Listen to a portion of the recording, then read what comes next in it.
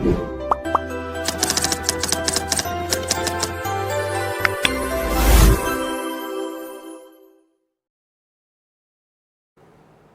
Everyone, welcome to Learnigy maths classes. आज इस video में मैं आपको area and perimeter exercise 19A के रिमेनिंग क्वेश्चंस कराऊंगा। In the previous video I explained you up to question number 9। अगर आपने वो वीडियो नहीं देखी है तो लिंक आपको डिस्क्रिप्शन बॉक्स में मिल जाएगा। So we will start from question number 10। Question 10th है, if the area of isosceles triangle is 120 centimetre square. यहाँ पर आइसोसेलेस ट्राइंगल की बात करी गई है। चलो सबसे पहले तो हम एक आइसोसेलेस ट्राइंगल की फिगर बनाएंगे। आइसोसेलेस ट्राइंगल में टू साइड्स इक्वल होती हैं, बेस डिफरेंट लेंथ की होती है और रिमेनिंग टू साइड्स जो होती हैं वो इक्वल लेनी होती है। ABC ट्राइंगल नेम मेंशन कर देते हैं। क्वेश्चन में कहा है the length of each of the equal side is 17। Question में कहा है कि जो इक्वल वाली साइड्स हैं ना AB और AC, उनको तो आप 17 लें। AB and AC both are 17 centimetre, ऐसा क्वेश्चन में कहा है। फिगर में हम मेंशन कर देते हैं, ठीक है। फाइंड द बेस, आपको ये जो बेस है BC ये फाइंड करना है। सबसे पहले यहाँ पर आपको करना क्या है, कंस्ट्रक्शन का वर्क करना है। थोड़ा सा हम इसमें कुछ लाइंस ड्रॉ करेंगे। कंस्ट्रक्शन आइसोसेलेस ट्रायंगल का एक क्वेश्चन मैंने पिछली वीडियो में भी आपको बताया था। सेम कंसेप्ट यहाँ भी यूज़ करेंगे। हमें यहाँ करना क्या है, हम यहाँ पर इस ट्रायंगल की हाइट को शो करते हैं फिगर में, कंस्ट्रक्शन लेके ऊंचाई दिखाते हैं इस ट्रायंगल की। तो हम क्या करते हैं, एक परपेंडिकुलर बना देते हैं वर्टेक्स से बेस पर, जिसका नाम दे देते हैं AD।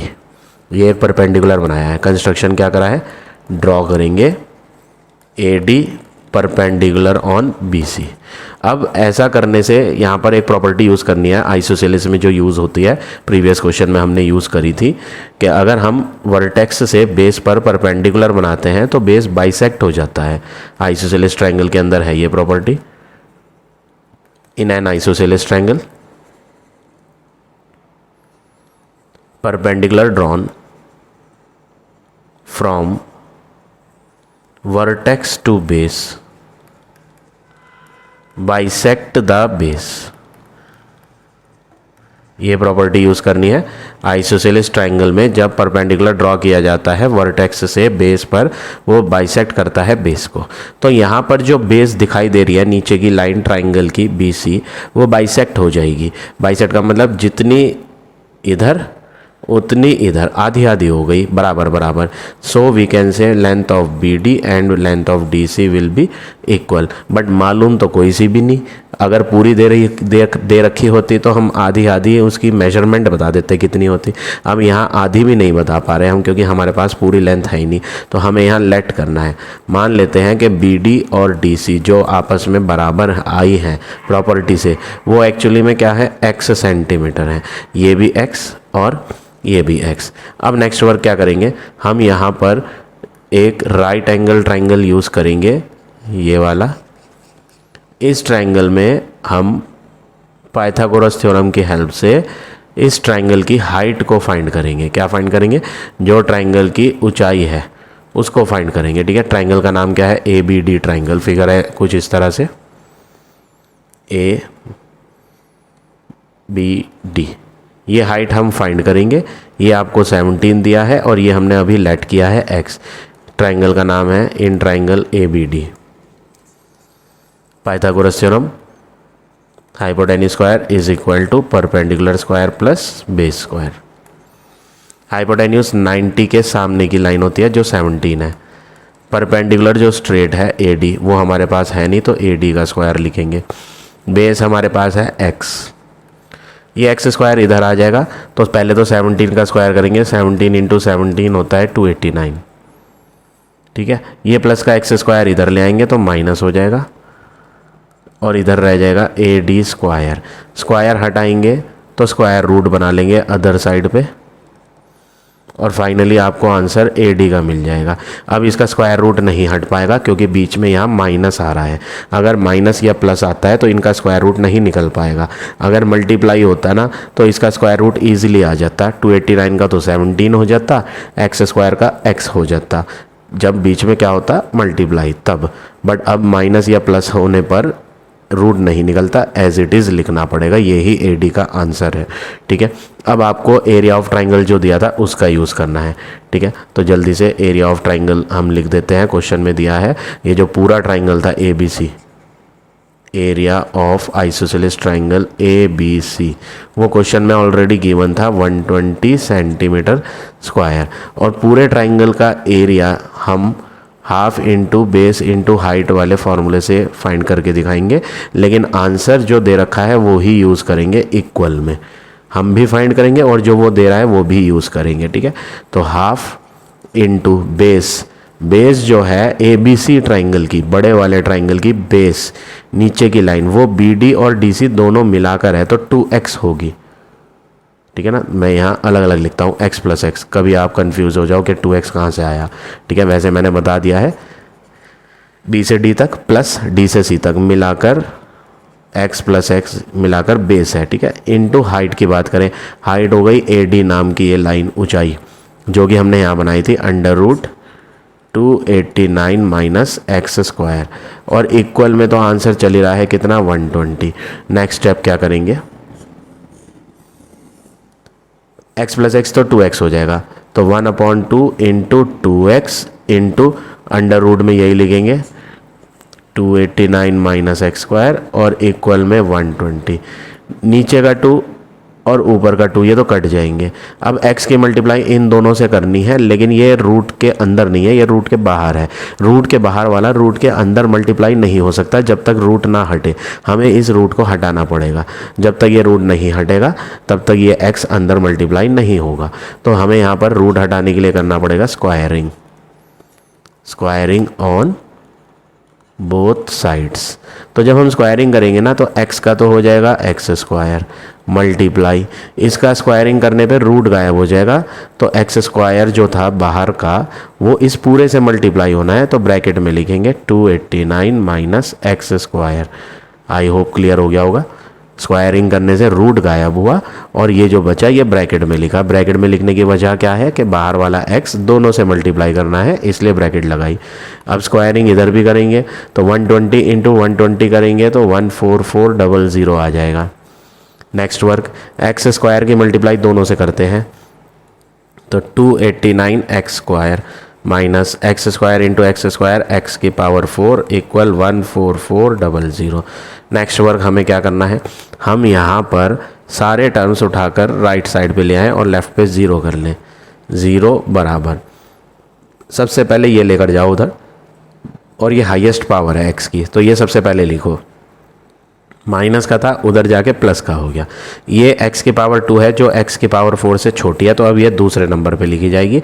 ये प्लस का था तो उधर जाके माइनस का हो गया, और ये तो ऑलरेडी राइट साइड पे है, इसको राइट पे ही रहने देते हैं। ये प्लस का था, अब भी प्लस का ही रहेगा 14400। तो सबसे पहले हमने x की हाईएस्ट पावर वाला लिखा, फिर x की उससे छोटी पावर वाला लिखा, फिर विदाउट x वाला लिखा। अब यहाँ पर आपको करना क्या है, यहाँ पर आपको फैक्टराइज करना पड़ेगा। चैप्टर नंबर 4 फैक्टराइजेशन में आपने सीखा था। यहाँ पर सबसे पहली चीज़ हाईएस्ट पावर 4 है, हमें यहाँ ना थोड़ा सा मॉडिफिकेशन करना पड़ेगा।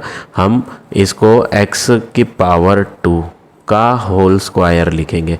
पावर 4 से बात नहीं बनेगी, हमें स्क्वायर दिखाना पड़ेगा। तो हम क्या करेंगे, पावर 4 को 2 पावर इनसाइड दिखाएंगे और 2 पावर आउटसाइड।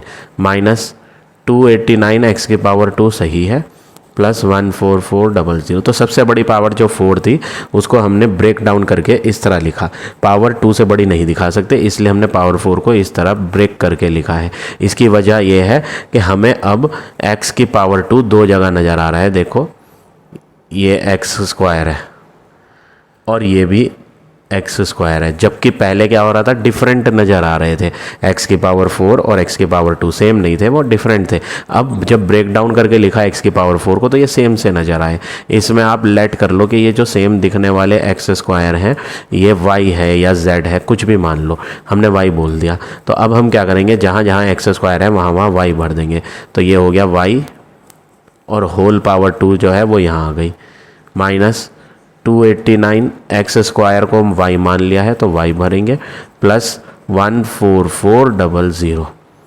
आई होप यहाँ तक समझ आ गया होगा। हमने यहाँ जो इक्वेशन थी उसमें हाईएस्ट पावर 4 थी। अब हमने x को हटाया, एक्स स्क्वायर को हटाया और उसे रिप्लेस किया y से। ऐसा करने से बेनिफिट ये हुआ कि जो पावर 4 थी वो अब घट के पावर 2 बन गई, y की पावर 2, फिर y की पावर 1 और फिर विदाउट y वाला। और ऐसे क्वेश्चन हमने चैप्टर नंबर 4 की 3rd या 4th एक्सरसाइज में सीखे थे। जब कभी भी ऐसी कोई इक्वेशन दी हो जिसमें पहले y की पावर 2 हो, फिर y की पावर डिक्रीज़ होके 1 हो गई हो, फिर विदाउट y वाला हो, तो उसमें हमने सीखा था कि फर्स्ट नंबर और लास्ट नंबर जो है, y स्क्वायर में तो कोई वैल्यू नहीं है। जब y स्क्वायर में कोई वैल्यू नहीं है तो यहाँ पे 1 है। 1 जो है वो लास्ट वाले नंबर से मल्टीप्लाई किया जाए। 1 की 14400 से मल्टीप्लाई करेंगे तो 14400 ही आएगा। फिर 14400 के लिए जाए प्राइम फैक्टर, और क्या नंबर बनाया जाए, जो मिडिल टर्म है 289 वो बनाया जाए। ठीक है, तो चलो इसका प्राइम फैक्टर लेते हैं। 2 7 जा 14, 2 2 जा 4, 00। अगेन 2 से करेंगे, 2 3 जा 6, 2 6 जा 12, 00। जब तक 2 से होगा तब तक 2 से करते हैं। 2 18 जा 36, 2 9 जा 18, 2 450 जा, 2 2 जा 4, 2 2 जा 4, 2 5 जा 10, 3 से होगा अब, 3 7 जा 21, 3 5 जा 15, फिर दोबारा 3 से होगा, 3 2 जा 6, 3 5 जा, 5 से होगा, 5 5 जा, फिर 5 से होगा। अब ये जो नंबर्स आए हैं इनको अरेंज इस तरह से करना है कि यहाँ से आप 2 नंबर तैयार करो और दोनों को घटाने या जोड़ने पर 289 बने। तो हम यहाँ मल्टीप्लाई करते हैं। 2 2 जा 4, 4 2 जा 8, 8 2 जा 16, 16 2 जा 32, 32 2 जा 64। ये सारे 2 को मल्टीप्लाई करके क्या तैयार हो गया, 64। अब नीचे वाले मल्टीप्लाई करते हैं। 5 5 जा 25, 25 3 जा 75 और 75 3 जा जब करेंगे तो 225 आएगा, 225। और आप जानते हैं अगर इनको जोड़ा जाए तो आपका आंसर आएगा 289, वो जो हमें चाहिए वही आएगा इन्हें जोड़ के। तो हमने यहाँ 2 फैक्टर ढूंढ लिए हैं, एक है 225 और एक है 64। हमें चाहिए 289 माइनस का, तो हम दोनों वैल्यू माइनस की ही लेंगे क्योंकि माइनस माइनस प्लस होता है और प्लस होके ये माइनस का 289 भी बन जाएगा। तो हम लिखते हैं 0 = 1y²। ऐसे ही मिडिल टर्म को ब्रेक करा है तो माइनस का 225y और साथ में माइनस का 64y भी आया, और प्लस में लास्ट टर्म तो लिखना ही लिखना है। तो हमने यहाँ क्या करा है, मिडिल टर्म को ब्रेक करा है 2 पार्ट में। आई होप यहाँ तक तो सबको समझ आ गया होगा। अब आपको नेक्स्ट वर्क क्या करना है, स्टार्टिंग के 2 में से कॉमन लेना है y को। जब y कॉमन निकलेगा तो यहाँ से y की पावर 2 था, 1 चला गया तो 1 y बचेगा सिंगल, माइनस y एक ही था वो हमने बाहर कॉमन ले लिया तो बचेगा 225। अब इन दोनों में से कॉमन लेना है, 64 है और 14400 है। तो आप देखेंगे 64 के टेबल में ना ये दोनों आते हैं, 64 भी आता है और 14400। रफ में डिवाइड करके देखना, 14400 को कट जाता है। ठीक है, तो हम इन दोनों में से जो कॉमन लेंगे ना वो 64 कॉमन लेंगे और साइन भी कॉमन लेंगे माइनस का, दोनों में से। इसमें से भी माइनस निकालेंगे और इसमें से भी। अब क्या करेंगे, माइनस और माइनस जब कॉमन लेंगे तो प्लस हो जाएगा, तो अंदर कॉमन जो लेने के बाद जो बचेगा वो पॉजिटिव नंबर बचेगा। 64 तो ले चुके हैं, बचा y। साइन चेक करेंगे ना, माइनस माइनस तो प्लस का y आएगा। आगे चेक करो, माइनस और प्लस, माइनस और प्लस होता है माइनस। 64 कॉमन लिया है इसमें से, तो 64 से इसको डिवाइड करेंगे तो 225 आएगा। अब आपने क्या ऑब्जर्व करा, दोनों ब्रेसेस, दोनों ब्रैकेट सेम आई हैं, तो ये सेम ब्रैकेट कॉमन ले ली जाए। तो y - 225 तो कॉमन आ गया, बचा कौन, y - 64। अब यहाँ ज़ीरो प्रोडक्ट रूल लगाया जाए। क्या लगाया जाए, zero product rule. Zero product rule आप सबको पता ही है क्या होता है। Zero product rule, zero product rule में क्या करते हैं हम, जो यहाँ 2 ब्रैकेट में प्रोडक्ट दिखाया गया है इक्वल टू 0, उनको अलग अलग 0 ले लो। तो y - 225 है ये, y - 225 = 0 लो, तो y का आंसर बन जाएगा प्लस का 225। ठीक है, और दूसरा वाला क्या दिया था, y माइनस 64, उसको भी ज़ीरो लो तो y का आंसर बन जाएगा प्लस का 64। अब आपको नेक्स्ट वर्क क्या करना है, y को रिप्लेस कर देना है। ये y क्वेश्चन में कहीं नहीं था, ये y हमने यहाँ लेट किया था। अगर आप देखो ये रहा लेट, है ना। y को रिप्लेस कर दो, y की जगह एक्स स्क्वायर रखो y की जगह, ठीक है। ये 225 है, इसको सही करते हैं 225। y को रिप्लेस करो, पुट कर दो y की जगह क्या, एक्स स्क्वायर। तो जब y की जगह एक्स स्क्वायर रखोगे तो बनेगा x square is equal to 225, ठीक है। बीच में लाइन खिंचती चली जाएगी, ऐसे ही दो वर्क करने हैं क्योंकि वैल्यूज़ दो हैं। इसमें भी y को हटा के क्या रखोगे, x square is equal to 64। Square हटाएंगे तो स्क्वायर रूट बनेगा 64 पे, और 64 का स्क्वायर रूट आप सबको पता है। 64 का स्क्वायर रूट क्या होता है, 8 8 जा 64, है ना। तो x की वैल्यू आ गई 8। इधर देखें x की वैल्यू क्या आएगी, अगर हम स्क्वायर हटा के रूट बनाएंगे 225 पे तो आंसर आएगा 15। तो x के दो आंसर तैयार हुए, एक आंसर 15 और दूसरा आंसर 8। क्वेश्चन में फाइंड क्या करना था, क्वेश्चन में फाइंड करना था find the base. Find question में क्या करना था, बेस। और बेस अगर आप फिगर में देखो, ये फिगर में, तो बेस जो है वो कौन है, BC है। तो हमें यहाँ एक्चुअली में BC की वैल्यू फाइंड करनी है।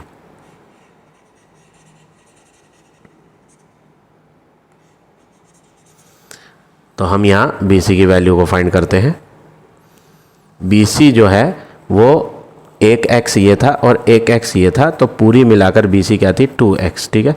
तो स्पेस नहीं बचा है तो मैं यहाँ कर रहा हूँ BC एक्चुअली में 2x थी, यानी 2 की मल्टीप्लाई x की वैल्यू आई है 15 भी और 8 भी। तो एक बार 15 ली जाए, एंड और नहीं लगाना है, एंड और का मतलब होता है या तो ये या वो, या तो नहीं है। यहाँ पे दोनों ही आंसर करेक्ट हैं, दिस आंसर एंड x की वैल्यू हम 15 की जगह 8 भी भर सकते हैं। तो 2 इंटू 8, तो 2 इंटू 8 करेंगे तो 16 सेंटीमीटर बनेगी, और 2 इंटू 15 करेंगे तो 30 सेंटीमीटर बनेगी। तो क्वेश्चन नंबर 10 का आंसर हो गया बेस BC जो है वो 30 सेंटीमीटर और साथ ही साथ 16 सेंटीमीटर भी आई है। तो इस तरह से आपको ये क्वेश्चन नंबर 10 करना है। अब आ जाते हैं नेक्स्ट क्वेश्चन पे।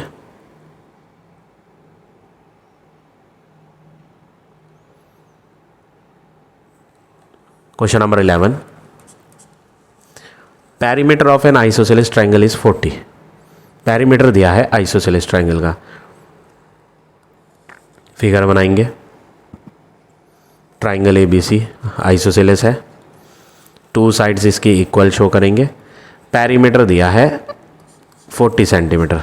आगे बढ़ते हैं। Base is 2/3 of the sum of the equal sides. Base का आंसर 2/3 लेना है सम ऑफ इक्वल साइड्स के। हिंट जो दिया है इस सेंटेंस में वो बेस का हिंट दिया है। सारा जो जिक्र किया गया है वो बेस का जिक्र किया गया है, इक्वल साइड के बारे में कुछ बताया ही नहीं गया। सब कुछ बेस के बारे में बता दिया कि बेस जो लेना है वो 2/3 लेना है सम ऑफ इक्वल साइड का।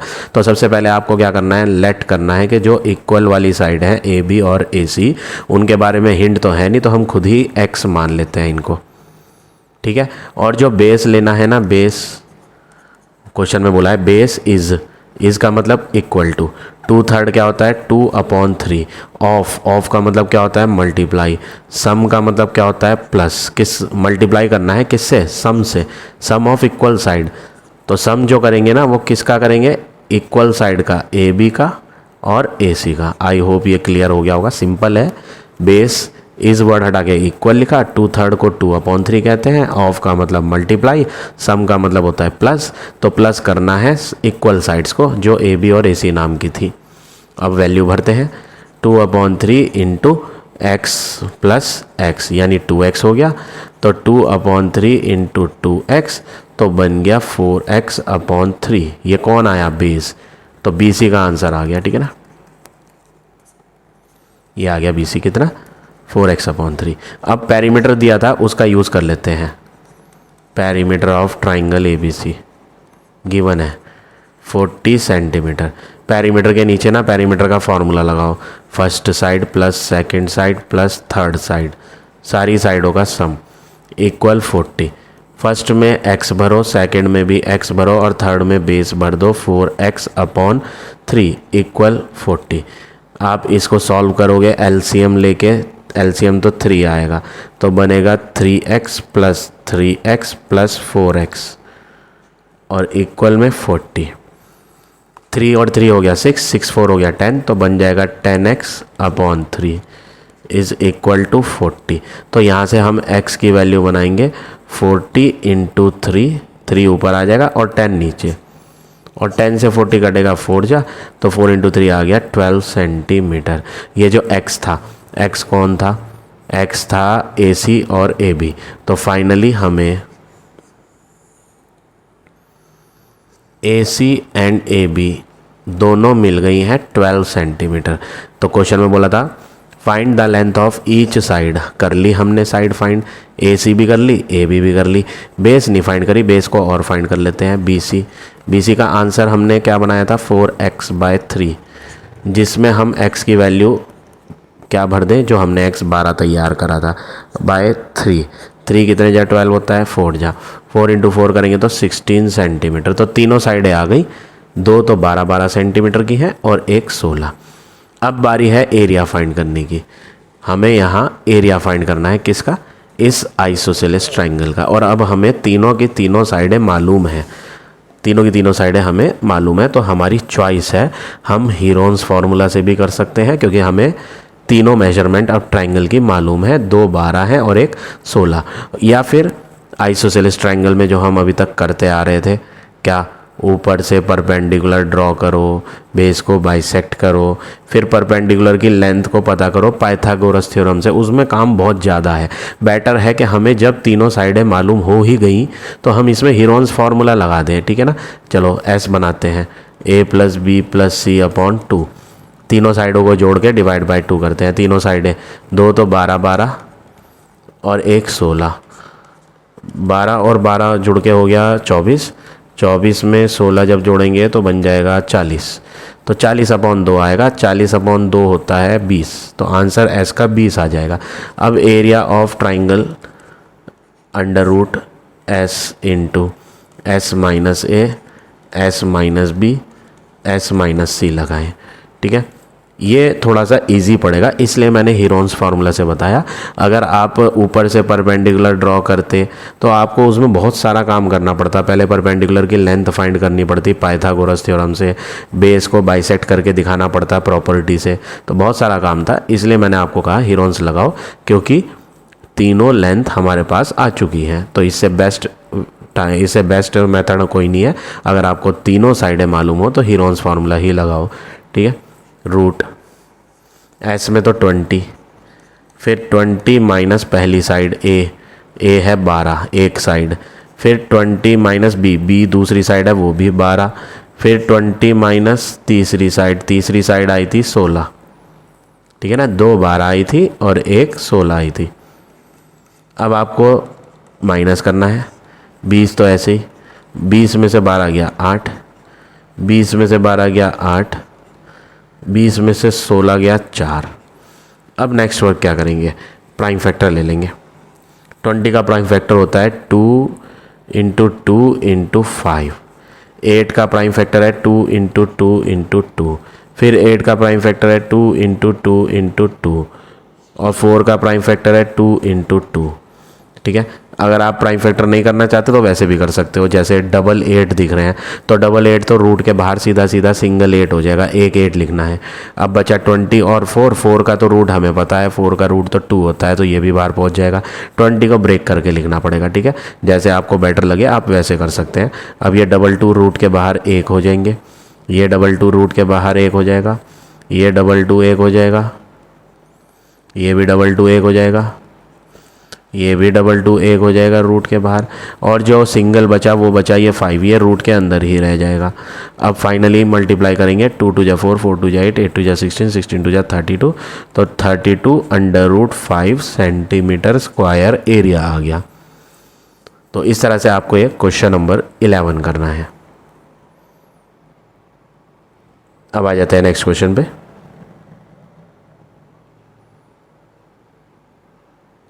Question number 12। Perimeter of triangle is 450 metre, हम भी लिख देते हैं पेरीमीटर ऑफ ट्राइंगल गिवन है 450 मीटर।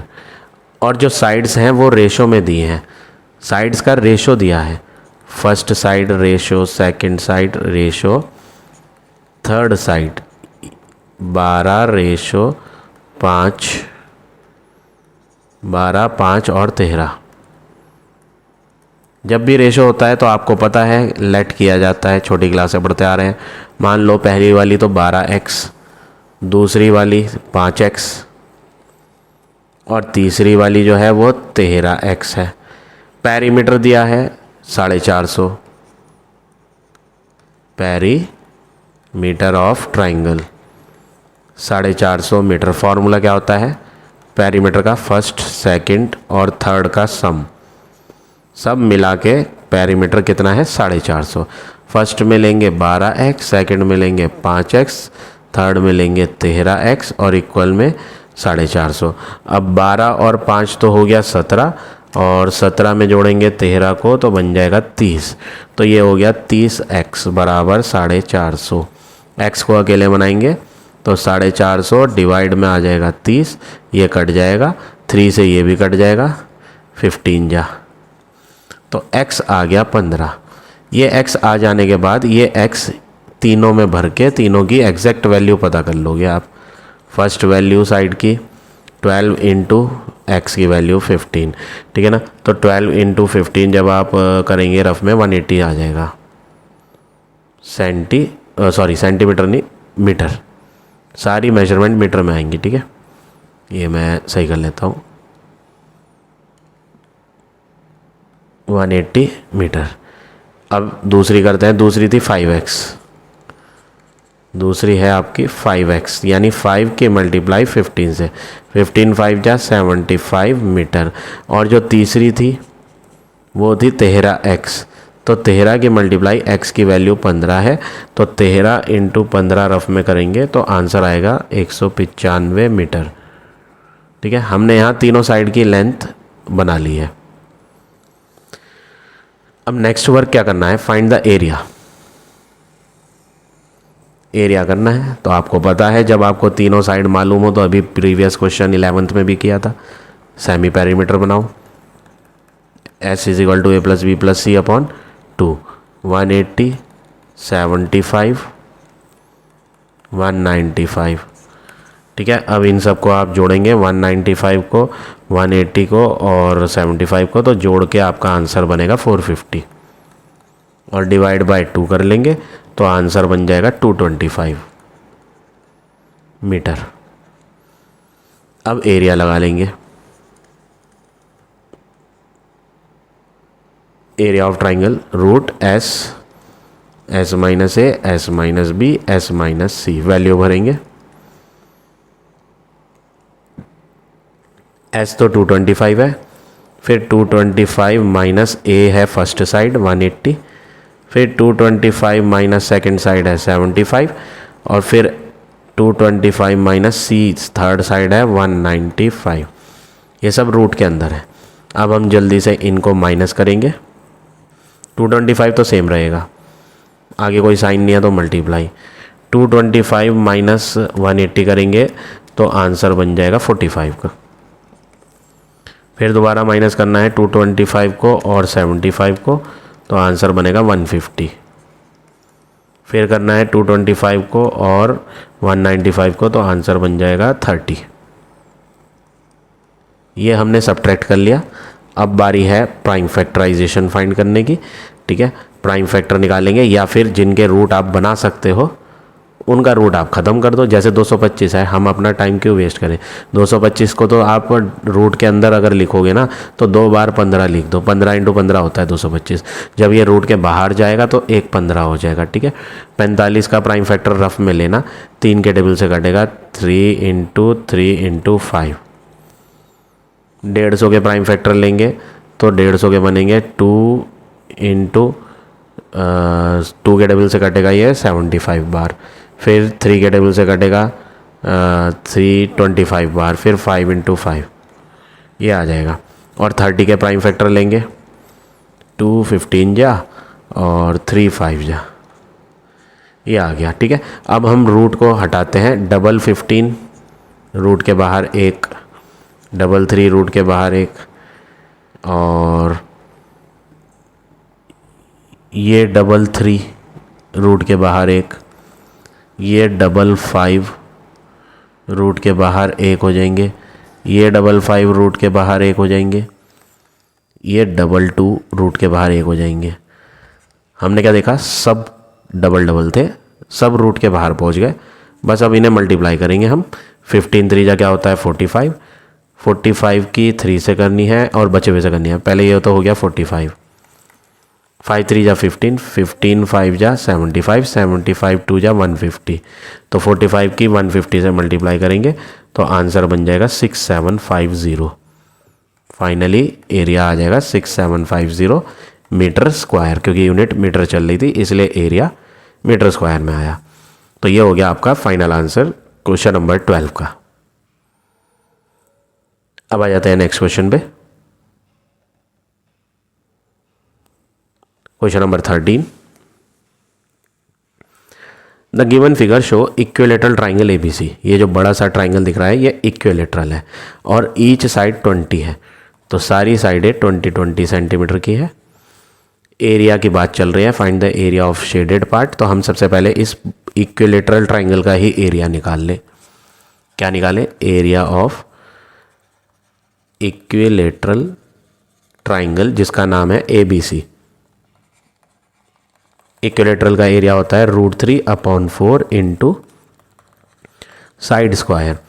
तो √3/4 इंटू साइड है 20 इक्विलेटरल की, स्क्वायर का मतलब 2 बार, 4 5 जा 20, ठीक है। √3 की वैल्यू होती है 1.732, 25 जा होता है 100, और जब आप इसकी 100 से मल्टीप्लाई करोगे तो पॉइंट 2 डिजिट आगे पहुंच जाएगा, 173.2 सेंटीमीटर स्क्वायर हो जाएगा। आई होप ये तो इजी समझ आ गया होगा। इजीली सिंपल डायरेक्ट फार्मूला लगाया इक्विलेटरल का और एरिया तैयार करा। तो ये एरिया जो आया है ये इक्विलेटरल ट्राइंगल एबीसी के अंदर का सारा एरिया आ गया। लेकिन हमें सारा एरिया नहीं चाहिए, हमें ये वाइट वाला पोर्शन हटाना भी है। पहले इसका एरिया बना लो तभी हटा पाएंगे। तो इसके लिए हमें क्या करना है, हमें यहाँ इस ट्राइंगल पे फोकस करना है। देखो 90 यहाँ है, 90 के सामने तो हाइपोटेन्यूस होगी, ठीक है। देखो ऐसे बन रहा है BDC, ये ट्राइंगल है। 90 के सामने कौन होता है, हाइपोटेन्यूस। तो बची हुई 2 परपेंडिकुलर और बेस होंगी, जिसमें से एक तो पता है 16, ये वाली। हाइपोटेन्यूस तो इक्विलेटरल की थी, ये भी पता है 20। बेस के बारे में कोई जानकारी नहीं है। तो अगर इस ट्राइंगल का एरिया निकालना भी है तो half into base into height लगाना पड़ेगा, तो बेस की ज़रूरत पड़ेगी। तो हम यहाँ पाइथागोरस थ्योरम लगाएं सबसे पहले। In triangle BDC, Pythagoras theorem, hypotenuse square is equal to perpendicular square plus base square, ये फार्मूला लगाएं। हाइपोटेन्यूस 90 के सामने 20 है, 20 का स्क्वायर, परपेंडिकुलर 16 है, 16 का स्क्वायर, बेस नहीं है तो नाम लिख दो DC का। 20 का स्क्वायर 20 इंटू 20 400, ठीक है। फिर 16 का स्क्वायर करेंगे, 16 इंटू 16 होगा 256 प्लस DC स्क्वायर, ये उधर जाके माइनस होगा तो 400 माइनस 256 होगा और इक्वल टू में DC स्क्वायर रह जाएगा। जब आप इन्हें माइनस करोगे तो 144 आएगा DC स्क्वायर, फिर रूट लगेगा 144 पे क्योंकि इधर का स्क्वायर हट जाएगा, और 144 का रूट होता है 12। तो फाइनली DC आ जाएगी 12 सेंटीमीटर। तो ये जो DC थी वो बेस थी, यहाँ मैंने दिखाया ना। अब इसका एरिया बना लेते हैं हम। क्या बना लेते हैं, area of triangle BDC, half into base into height, half into base. Base और हाइट वो होती है जिसमें 90 डिग्री का एंगल आता है। देखो ये 90 डिग्री का एंगल है, ये 90 डिग्री का एंगल एक इस लाइन में बन रहा है और एक इस लाइन के हेल्प से। तो ये परपेंडिकुलर और बेस होती हैं, उसके 90 के सामने वाली तो हाइपोटेन्यूस में गिनी जाती है, ठीक है ना। तो बेस तो DC है जो कि हमने 12 बनाई, और हाइट परपेंडिकुलर को कहते हैं 16 है, वो 2 से ये कटेगा 6 बार। फिर 16 6 जा करेंगे तो 16 6 जा होता है 96, तो आपका आंसर हो गया 96 सेंटीमीटर स्क्वायर। अब ये तो ये वाला अनशेड वाला आया, ये जो BDC है ना, ये कौन सा पार्ट है, एरिया ऑफ BDC, ये एक्चुअली में अनशेडेड है, वाइट वाइट हो रहा है ना, हमें तो शेडेड निकालना है। तो हमें क्या करना पड़ेगा, एट लास्ट एक स्टेप लिखना है। अगर आपको area of shaded part find करना है तो आप एरिया ऑफ बड़ा वाला ट्राइंगल जो ABC है उसमें से ये वाइट वाला अनशेड जो था वो माइनस कर दो। माइनस क्या करना है, area of triangle BDC, ABC में से BDC माइनस करेंगे तो 173.2 में से माइनस करेंगे 96 को, तो आंसर आएगा, रफ में करके देखेंगे 173.2, ये हो गया 173.2 माइनस 96, 77.2 आ जाएगा अप्रॉक्स। एरिया है तो सेंटीमीटर स्क्वायर, आंसर शीट में भी यही आ रहा है, बिल्कुल करेक्ट आंसर आया है। तो ये हो गया आपका फाइनल आंसर क्वेश्चन नंबर 13 का। अब आ जाते हैं नेक्स्ट क्वेश्चन पे।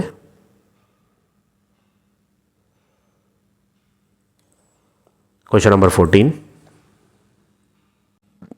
An umbrella is made by stitching 10 triangular isosceles pieces.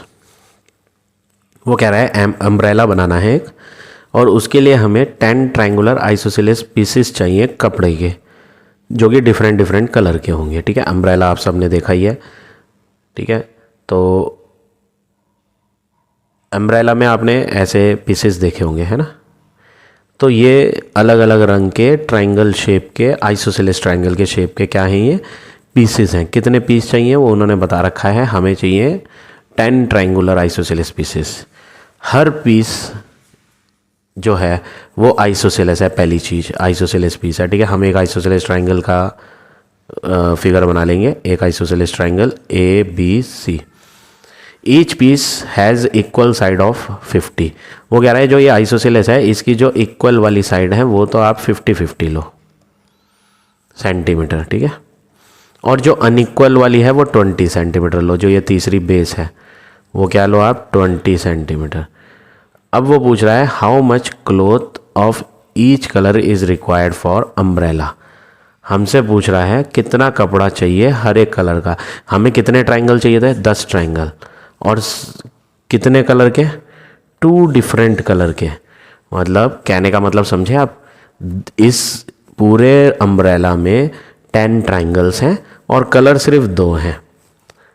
10 triangles कितने कलर के, 2 कलर के, लेट्स से रेड और येलो। ठीक है, 2 कलर के, रेड और येलो। तो 10 ट्राइंगल्स 2 कलर में बट रहे हैं, तो 5 रेड होंगे और 5 येलो होंगे। वो हमसे पूछ रहा है कितना कपड़ा चाहिए हर कलर का, मतलब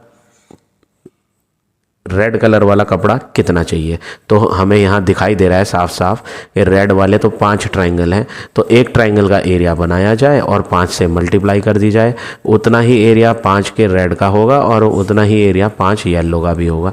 आई होप क्लियर हो गया होगा मैंने क्या कहा, है ना।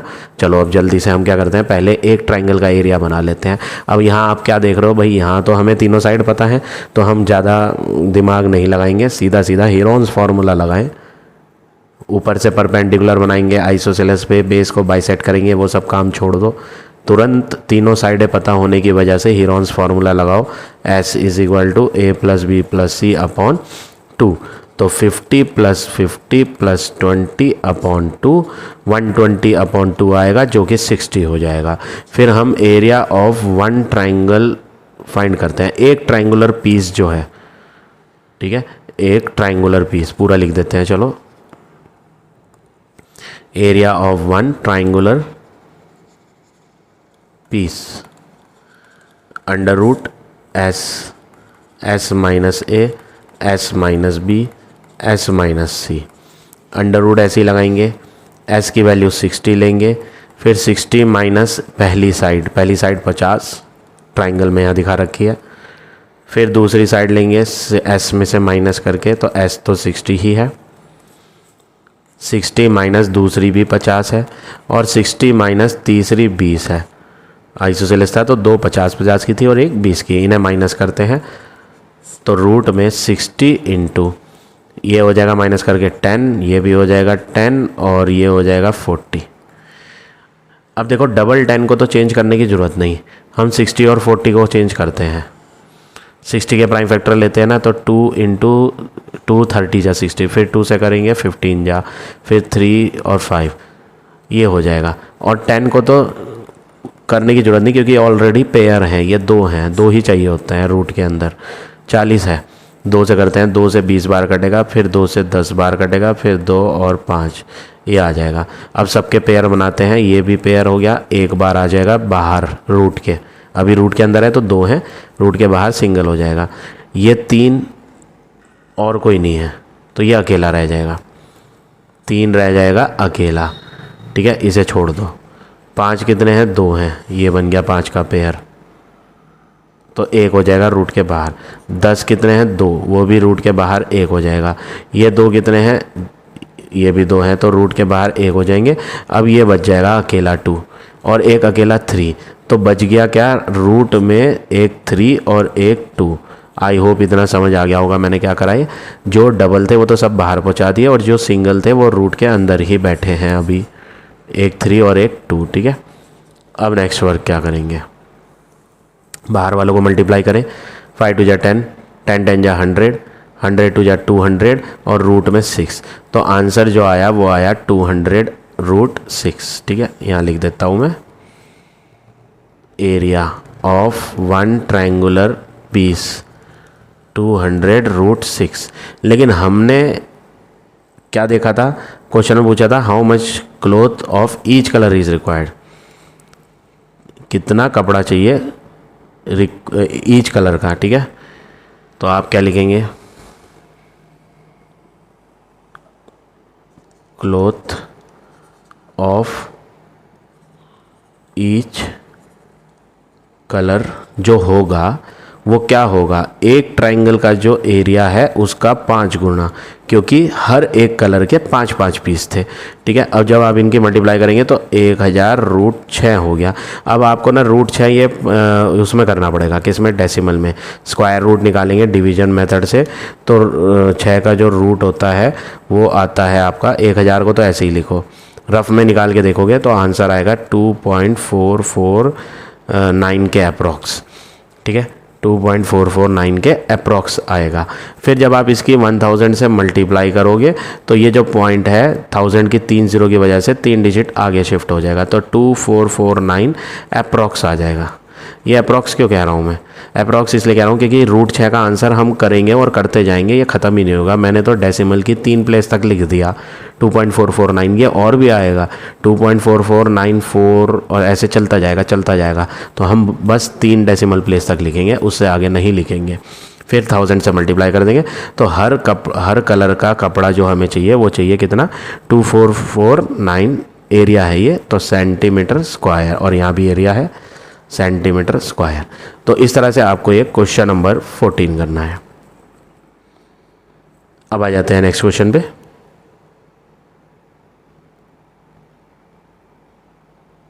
Question number 15, the base of triangle is 3 times it's height. Base के बारे में बता दिया, base is 3 time height, base जो है वो 3 गुना है हाइट की। हाइट के बारे में नहीं बताया, तो सबसे पहले लेट जो करेंगे, let the height is equal to x centimetre. Centimetre नहीं लेंगे, मीटर लेंगे, सॉरी। कैसे पता चला, क्वेश्चन में आगे देखोगे ना तो मीटर स्क्वायर आ रहा है, जैसी यूनिट क्वेश्चन में दी हो वैसे ही फॉलो करें, ठीक है। x मीटर, हाइट को x मीटर माना, और बेस क्या था, 3 टाइम्स, बेस का हिंट था तो हम बेस खुद बना लेते हैं। बेस इज 3 टाइम्स हाइट, ऐसा क्वेश्चन में बोला, तो 3 मल्टीप्लाई हाइट की वैल्यू x, तो बेस बन गई 3x मीटर, तो बेस भी आ गई और हाइट भी आ गई, ठीक है। अब आगे बढ़ते हैं। आगे इन्होंने बोला है the cost of cultivating the field at the rate of ₹25 पर 100 मीटर स्क्वायर। देखो ये जो है ना, ये पहले इस पर ध्यान दो, ₹25 खर्च होंगे पर 100 मीटर स्क्वायर। क्या कहने का मतलब है, अगर आप फील्ड को कल्टीवेट करते हो 100 मीटर स्क्वायर के एरिया की फील्ड को, तो ₹25 का खर्चा आएगा अगर हम 100 मीटर स्क्वायर की फील्ड को कल्टीवेट करते हैं। लिख देते हैं यहाँ पे जल्दी से, कॉस्ट ऑफ कल्टीवेटिंग, जैसा कहा है वैसे ही लिखेंगे हम, ठीक है। कॉस्ट ऑफ कल्टीवेटिंग कितना metre square, 100 metre square field. 100 metre square की फील्ड को कल्टीवेट करने में जो खर्चा आएगा वो आएगा 25 रुपये का, ठीक है, 25 रुपये का। 1 मीटर स्क्वायर का बनाओ आप, हमेशा यूनिटरी मेथड में 1 का फाइंड करते हैं। पहले आप जब तक 1 मीटर स्क्वायर की फाइंड नहीं करोगे कॉस्ट, तो आपसे क्वेश्चन नहीं हो पाएगा। 1 मीटर स्क्वायर का ही कंपलसरी है फाइंड करना। तो कॉस्ट ऑफ कल्टीवेटिंग 100 की जगह 1 मीटर स्क्वायर फील्ड ली जाए, और 1 मीटर स्क्वायर जो है वो 100 मीटर स्क्वायर से कम होता है। तो जब फील्ड कम है तो खर्चा और कम हो जाएगा। कम के लिए करोगे डिवाइड, कम के लिए क्या करोगे, डिवाइड। तो 25 रुपये को डिवाइड करोगे किससे, 100 से, तो आंसर बनेगा 0.25 रुपीज़। आई होप ये क्लियर हो गया होगा। यूनिटरी मेथड लगा रहे हैं। हमने पहले क्वेश्चन में देखा कि 25 रुपये खर्च हो रहे थे 100 मीटर स्क्वायर पे, तो लिख दिया 100 मीटर स्क्वायर का खर्चा 25 रुपये है। 1 मीटर स्क्वायर का खर्चा क्या होगा, 1 की वैल्यू फाइंड करी जाए। छोटी क्लासेस में आपने पढ़ा है हमेशा 1 की ही कीमत। बाज़ार से आप पेन खरीदने जाते हो या कोई भी वेजिटेबल खरीदने जाते हो तो आप पहले शॉपकीपर से 1 का ही प्राइस पूछते हो कि अगर आप सब्जी वेजिटेबल लेने गए हो तो पर केजी 1 किलो सब्जी कितने की है, पहले वो पूछते हो। तो हमेशा 1 का ही रेट पहले निकाला जाता है। 1 का हमने बना लिया, ठीक है। और ये 60,000 रुपये भी दिया हुआ है। ये 60,000 रुपये क्या है, ये तो बहुत बड़ी रकम है। ये बहुत बड़ी रकम देख के समझ जाओ कि ये तो सारा खर्चा है पूरी फील्ड का, ठीक है। टोटल कॉस्ट, टोटल कॉस्ट किस चीज़ की, कल्टीवेटिंग, कितना, फुल एरिया, मतलब आपकी जितनी भी फील्ड है पूरी की पूरी एरिया को कल्टीवेट करना है। तो जो उसमें खर्चा आ रहा है वो 60,000 रुपये का आ रहा है। तो अब हमारे पास 2 कीमत हो गई। कौन सी कीमत, एक तो सारी कीमत, सारा खर्चा 60,000 रुपये, और दूसरा खर्चा क्या है, एक का खर्चा, एक का 1 वाला। ये जब ये 2 कीमत पता हो ना, तो आप पता इन दोनों की मदद से ये पता लगा सकते हो कि आपकी फील्ड का एरिया क्या था। क्या फाइंड कर पाएंगे आप, एरिया ऑफ फील्ड। जैसे आप पेन लेने गए, मैं एक आपको एग्जांपल देता हूँ। आप मार्केट से शॉपकीपर से पेन खरीद रहे हो, तो आपको 2 कीमत पता है। 2 कीमत आपको, एक कीमत पता है जो आपने टोटल मनी शॉपकीपर को दी। सपोज़ करो आपने 100 रुपये दिए शॉपकीपर को, और आपको एक की भी कीमत पता है कि एक पेन कितने का है, 5 रुपये का। तो इन दोनों की मदद से आप क्या पता लगाओगे, आप शॉपकीपर के पास गए हो, आपने उसे 100 रुपये हैंड ओवर कर दिए, लो जी भैया 100 रुपये ले लीजिए और आप मुझे पेन दे दीजिए। और आपको पता है कि आप एक पेन जो खरीद रहे हो उसकी कीमत 5 रुपये है और आप उससे 100 रुपये के पेन मांग रहे हो। तो इन दोनों की मदद से आपको क्या पता चल रहा है, इन दोनों की मदद से आपको पता चल रहा है कि आप जो पैसा खर्च कर रहे थे पेन पर, वो पेन कितने आएंगे, है ना। यहाँ पर पेन पता चल रहे हैं कितने आएंगे। तो यहाँ पर जो हम खर्चा कर रहे हैं वो फील्ड को कल्टीवेट करने में कर रहे हैं। 60,000 रुपये जो खर्चा हो रहा है वो सारा का सारा खर्चा है। जैसे यहाँ 100 रुपये सारा का सारा खर्चा था, एक पेन 5 रुपये का था। यहाँ जो क्वेश्चन है उसमें एक की कॉस्ट 0.25 है। इस एग्जाम्पल को इससे लिंक करके देखो तो इजीली समझ आएगा। तो आपने दुकानदार को 100 रुपये दे दिए और आपने उससे पेन मांगे, तो 5 रुपये का एक पेन है, तो आपको खुद ही दिमाग में आ जाएगा कि आप खुद ही कैलकुलेट करके पता लगा लोगे कि दुकानदार आपको कितने पेन देगा। तो इन 2 की मदद से आप क्या पता लगाते हो कि आपको नंबर ऑफ पेन्स कितने मिलेंगे। यहाँ पर पेन नहीं है, यहाँ पर हम फील्ड को कल्टीवेट कर रहे हैं। तो हमें यहाँ पर क्या पता चलेगा, यहाँ पर हमें फील्ड का एरिया पता चलेगा जिसको हमने क्या करा है, कल्टीवेट किया है। एरिया ऑफ फील्ड कैसे पता चलेगा, डिवाइड करके। क्यों डिवाइड करके, देखो भाई 100 रुपये में कितने पेन आएंगे, कैसे पता लगाओगे। 100 रुपये के 20 पेन आते हैं, 5-5 वाले। कैसे, आप इनको डिवाइड कर लेते हो तो आपको पता चलता है आंसर 20 आ रहा है। इसका मतलब हमें 20 पेन मिलेंगे। तो टोटल कॉस्ट को एक वाली कॉस्ट से डिवाइड करने पे आता है आंसर। तो यहाँ पर भी वही करना है, क्या, टोटल कॉस्ट कितनी है और दूसरा कॉस्ट ऑफ 1 मीटर स्क्वायर क्या है। टोटल कॉस्ट तो 60,000 रुपये लग रहे हैं, 1 मीटर स्क्वायर के कॉस्ट है 0.25, ठीक है। इनको डिवाइड करेंगे, नीचे पॉइंट हटा के ऊपर 2 0 लगाएंगे, 25 से इसे काटेंगे तो 25 दूनी 50, रिमाइंडर 10 बचेगा, 10 के आगे 0 100 हो जाएगी, 25 4 जा 100 और आगे की 4 0 आ जाएंगी। ये आ गया। ये कौन है? एरिया। एरिया में यूनिट लगाओगे मीटर स्क्वायर, ठीक है। तो हमारा जो एरिया था फील्ड का वो कितना था? फील्ड का एरिया था आपका 2,40,000 मीटर स्क्वायर। आई होप ये क्लियर हो गया होगा मैंने क्या कहा है। एरिया ऑफ फील्ड आ गया। फाइंड क्या करना है? फाइंड तो एरिया करना ही नहीं, फाइंड तो बेस और हाइट करनी है, कोई दिक्कत नहीं।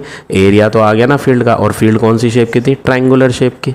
तो हम तुरंत एरिया ऑफ ट्रायंगल लिखते हैं कि एरिया ऑफ ट्रायंगल फील्ड जो थी वो हमने एक्चुअली में बना तो ली है पैसों की मदद से, 2,40,000 मीटर स्क्वायर। लेकिन इसका एक फार्मूला भी है एरिया ऑफ ट्रायंगल का, half into base into height, और इक्वल में तो आंसर हमें मालूम ही है 2,40,000। अब नेक्स्ट वर्क क्या करें? बेस और हाइट जो है वो फिल करते हैं। हाफ इंटू बेस, बेस कितनी है? 3x इंटू हाइट, हाइट कितनी है? x इज इक्वल टू 2 4 और आगे 4 0। 2 नीचे का उधर मल्टीप्लाई में ले जाते हैं तो 2 4 और आगे 4 0 मल्टीप्लाई में 2, और जो ऊपर का 3 है वो नीचे ले आते हैं और लेफ्ट पे x इंटू एक्स को x स्क्वायर लिख देते हैं। 3 से इसको काटते हैं तो 3 8 जा 24 और आगे 4 0। फिर x square is equal to multiply करेंगे 16 और आगे 4 0, स्क्वायर हटा के रूट बनाएंगे 16 और आगे 4 0। अब रूट फाइंड कर लेंगे, तो रूट फाइंड करेंगे तो 16 का रूट तो होता है 4, और ये जो आगे जो 4 0 आ रही हैं वो रूट फाइंड करने पे आधी हो जाएंगी, 4 की 2 ही रह जाएंगी। तो x is equal to 400 metre. अब हम लिख देते हैं बेस और हाइट कितनी है। बेस जो है वो आपकी यहाँ मानी थी 3x, तो 3 मल्टीप्लाई 400 1200 मीटर। बेस कितनी थी? 1200 मीटर। और अब बारी है हाइट की, तो हाइट भी लिख देते हैं। हाइट तो x थी और x कितना है? 400 मीटर, ठीक है। तो ये तो मैंने आपको एग्जाम्पल दिया था, ये आप ध्यान नहीं देंगे, ठीक है। तो ये हो गया आपका फाइनल आंसर क्वेश्चन नंबर 15 का। अब आ जाते हैं लास्ट क्वेश्चन पे। Question number 16। यहाँ पर एक काइट की फिगर है। ट्राइंगल ABC इक्विलेटरल ट्राइंगल है। ये ABC एक इक्विलेटरल ट्राइंगल है, ये वाला इक्विलेटरल, जिसमें साइड 24-24 है। ये भी 24, ये भी 24 और नीचे की पूरी भी क्या है? 24 है, ठीक है। चलो जी, फाइंड क्या करना है? आगे बढ़ते हैं। चलो आगे है BOC is an isosceles triangle, जिसमें OB और AC 20-20 हैं। OB 20, OC 20, दो साइड इक्वल है और तीसरी 24 है, वो अलग है, तो ये आइसोसेलेस हो गया, ठीक है जी। अब आगे क्या बोला है? ODE is an isosceles triangle. ये जो ODE है ये आइसोसेलेस है, इसके दो साइड इक्वल है, जिसमें बेस क्या है? 10, DE 10 कह रहा है, और जो हाइट कह रहा है, हाइट होती है ये ऊपर से नीचे की डिस्टेंस स्ट्रेट हाइट, वो 6 है, ठीक है। Find the area of the whole kite. यहाँ पर 3 एरिया तैयार कर रहे हैं। देखो सबसे पहले ABC का एरिया ये, फिर दूसरा कौन सा? आइसोसेलेस का एरिया, फिर तीसरा कौन सा? ये जो नीचे बन रहा है। इन 3 एरिया को फाइंड करके लास्ट में टोटल करना है। सबसे पहले एरिया ऑफ इक्विलेटरल ट्राइंगल जो ऊपर का ABC है वो निकालते हैं। फॉर्मूला है इक्विलेटरल का √3/4 इंटू साइड का स्क्वायर, ठीक है। √3 की वैल्यू 1.732 होती है अपॉन 4, और साइड यहाँ दे रखी थी 24, तो 24 का स्क्वायर, ठीक है। अब 1.732 जो है वो अगर आप 4 से डिवाइड करें ना तो वो पूरा कट जाएगा। कितने जा? 0.433, और फिर इनकी मल्टीप्लाई कर दें 24 इंटू 24 इंटू 0.4 ये, तो आंसर आ जाएगा सबकी मल्टीप्लाई करके 249.408। यूनिट किस में चल रही थी, सेंटीमीटर में, तो सेंटीमीटर स्क्वायर बन जाएगा। तो ये तो एरिया आ गया। अब ग्रीन वाला जो है वो आइसोसेलेस है और उसकी तीनों साइडें मालूम भी हैं, 20, 24 और 20, है ना। हीरोन्स फार्मूला लगाओ। कौन से ट्राइंगल की बात चल रही है, आई होप क्लियर हो गया होगा। BOC, 20 ये और 24 ये तीनों पता है।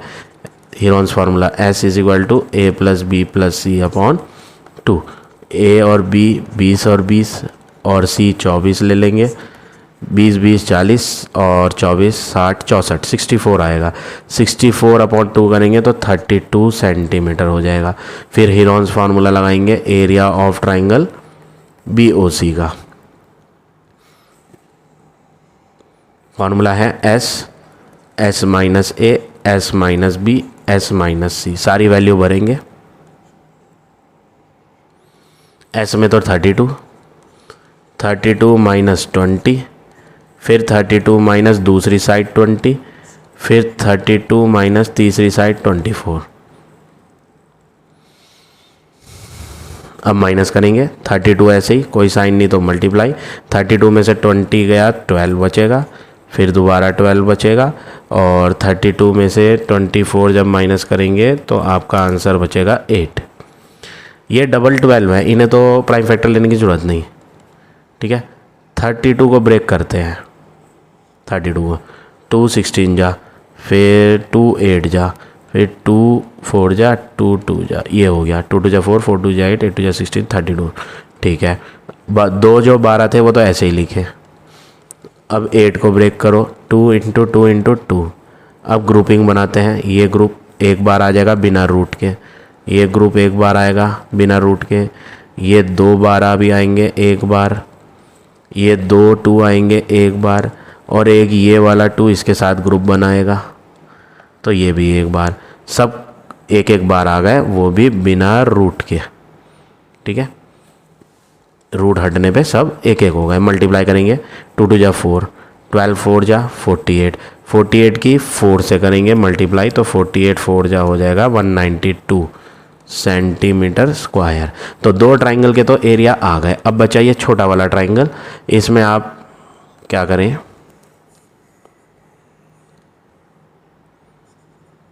Area of triangle DOE half into base into height लगाएं।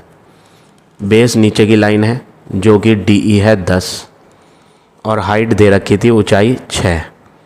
काटेंगे तो आंसर मल्टीप्लाई करके आएगा 30 सेंटीमीटर स्क्वायर। अब हम क्या करेंगे, होल एरिया फाइंड करना है काइट का, तो लिख देते हैं टोटल एरिया ऑफ काइट। सारे आंसर ऐड कर देंगे।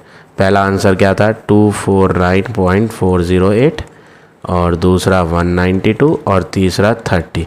तो आप इसको रफ में जो है प्लस करेंगे तो 249.408 और इनको, तो आंसर आएगा सबको जोड़ के 471.408 सेंटीमीटर स्क्वायर। आंसर शीट में भी बिल्कुल सही आ रहा है, यही आ रहा है। तो ये हो गया आपका फाइनल आंसर क्वेश्चन नंबर 16 का। So now this exercise is over. I hope आज का पढ़ाया हुआ टॉपिक आप सबको समझ आ गया होगा। If you like my way of teaching then please like, comment और शेयर ज़रूर करें। In the next video I will give you next exercise.